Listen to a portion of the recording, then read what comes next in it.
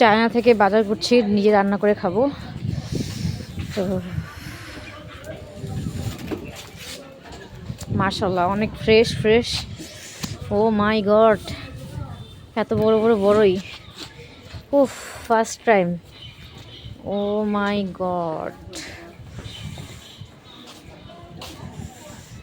First time. উফ, এত fresh, মাশাআল্লাহ অনেক ফ্রেশ, অনেক ফ্রেশ, একদম ফ্রেশ ফ্রুটস। জীবনের প্রথম দেখলাম আমি।